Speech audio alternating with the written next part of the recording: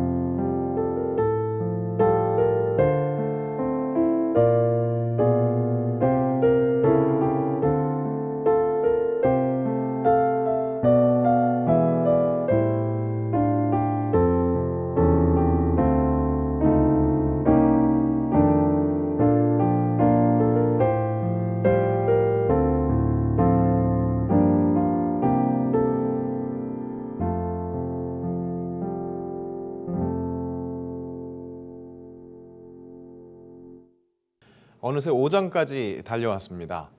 마가복음의 전체 구조 중에 이 5장을 살펴보면 4장, 이 4장의 비유 말씀으로 말씀하셨던 예수님께서 이제 직접적으로 기적을 보여주십니다.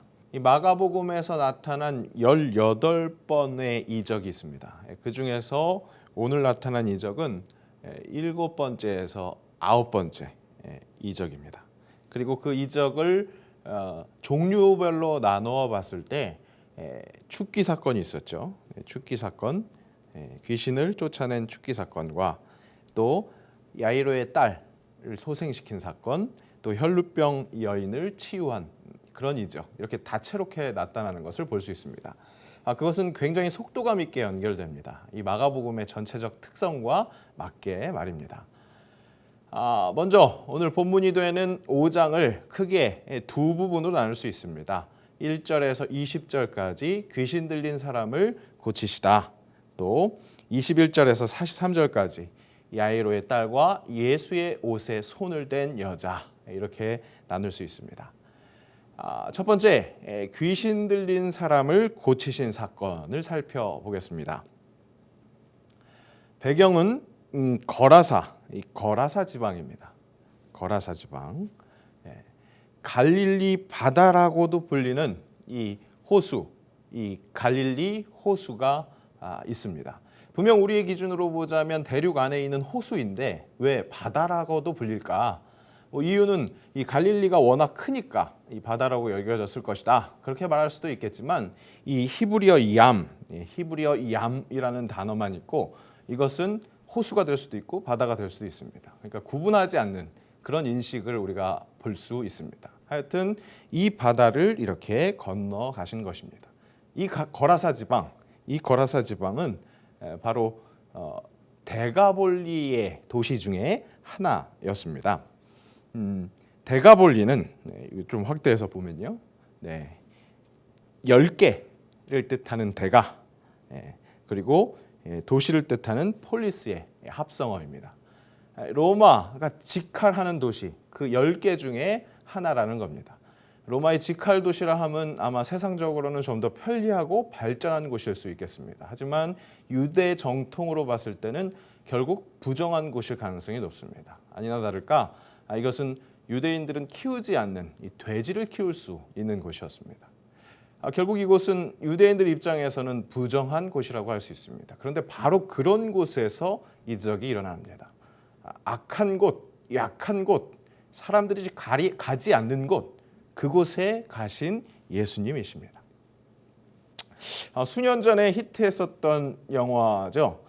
금술이 좋은 할아버지 할머니가 그 강을 건너지 마오라고 이야기하는 것은 죽음의 강을 건너므로 헤어지지 않기를 바라는 그런 간절함이었을 것입니다. 하나님의 아들이 이 땅으로 육신을 입고 건너오신 그 강은 사실 삼위일체 성삼위 하나님의 그 기준으로 보자면 건너지 말아야 할 강, 보내고 싶지 않은 강일 수 있습니다.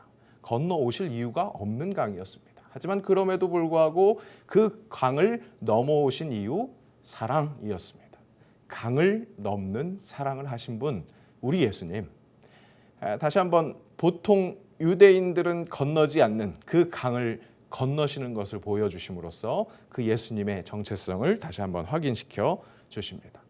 그런 범상치 않은 사랑을 하신 예수님, 그렇게 강을 건너신 분이 만나는 첫 번째 인물은 다름 아닌 귀신 들린 사람이었습니다. 어찌 보면 가장 불쌍한 사람이라고 할 수 있겠죠.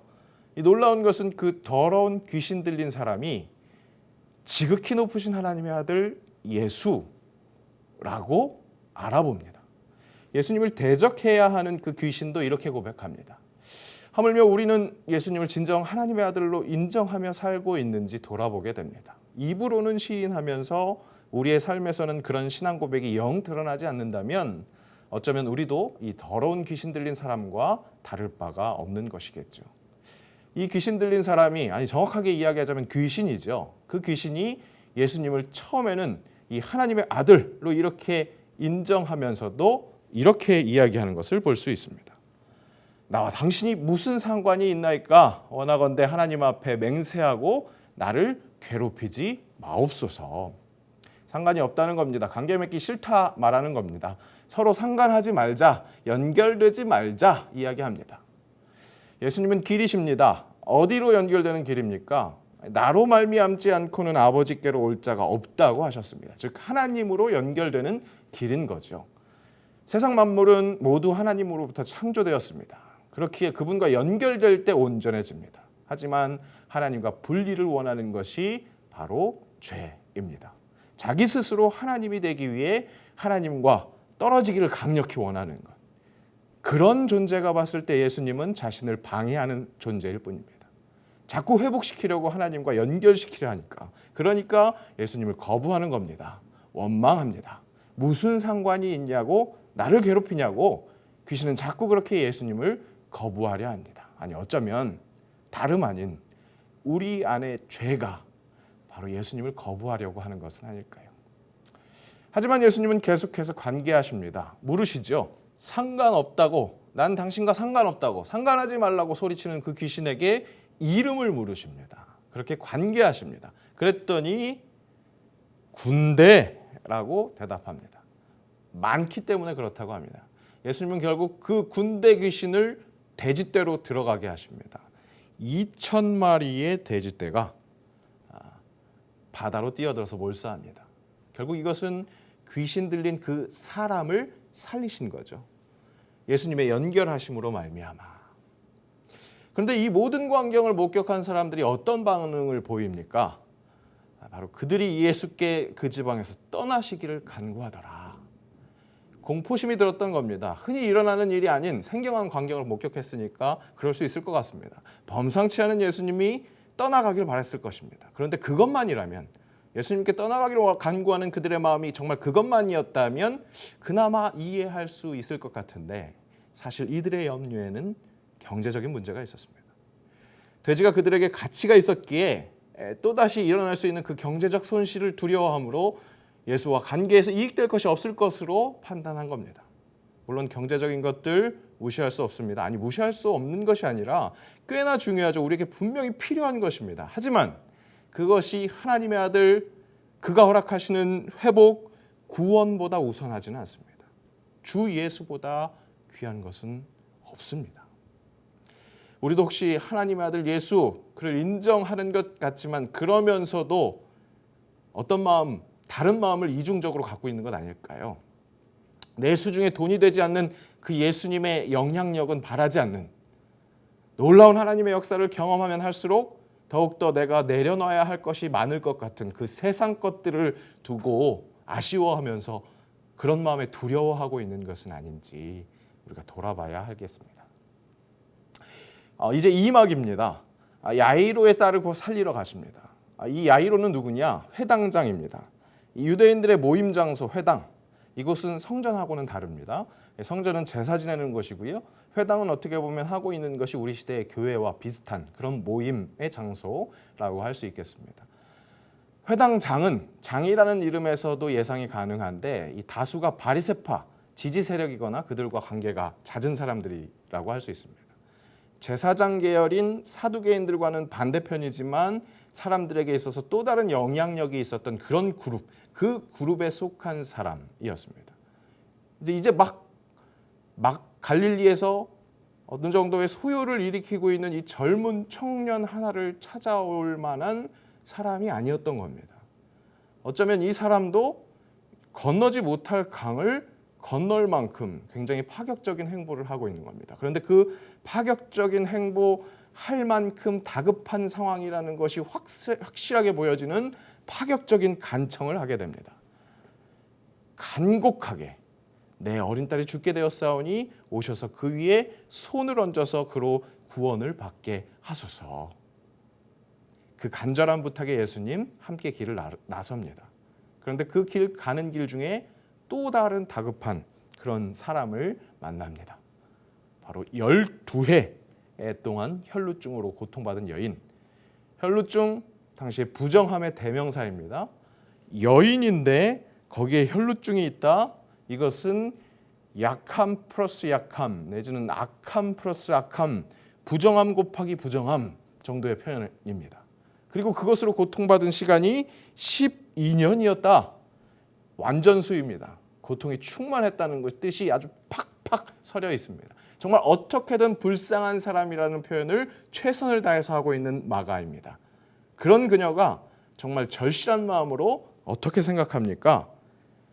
옷에 손만 대어도, 그분의 옷에 손만 대어도 구원을 받으리라 생각합니다. 애타는 상황이 예수님께 간절해지고 더욱 예수님 앞에서 겸허해질 수 있게 하는 것이라면, 그래서 예수님을 만날 수 있고 놀라운 이적을 경험할 수 있다면, 인간적으로는 어떻게든 피하고 싶은 그 고통이 오히려 결국 그 끝점이 예수님과 맞닿아 있다면 그것은 오히려 큰 복이 될 수 있는 것입니다. 이 불쌍한 여인도 회복되었습니다. 또 야이로의 그 절망의 터널 그 끝에도 빛이 보였습니다.